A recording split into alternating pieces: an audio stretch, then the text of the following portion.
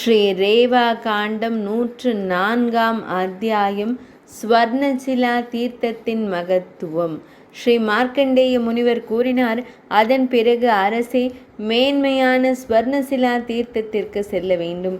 அது ரேவாவின் வடக்கு கரையில் அமைந்துள்ளது மற்றும் எல்லா பாவங்களையும் அழிப்பதாக புகழ் பெற்றது.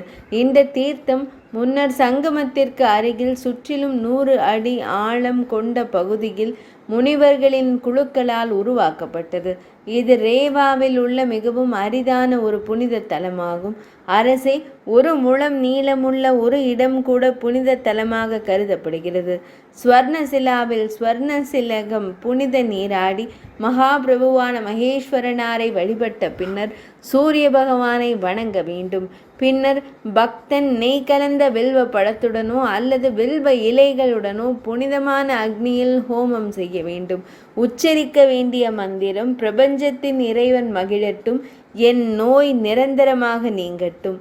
அங்குள்ள ஒரு பிராமணருக்கு தங்கம் தானமாக அளிக்கும் போது கிடைக்கும் பலனை செவிமடுப்பீராக.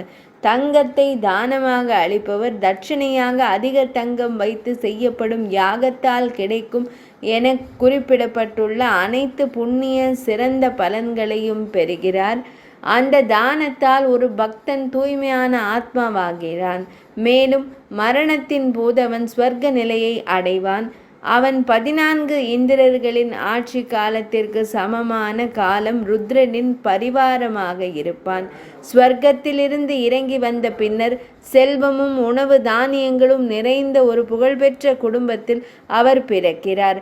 பின்னர் அவர் அந்த புனிதமான தீர்த்தத்தை அப்படியே மீண்டும் நினைவு கூறுகிறார். 104ஆம் பகுதி இனிதே நிறைவடைந்தது.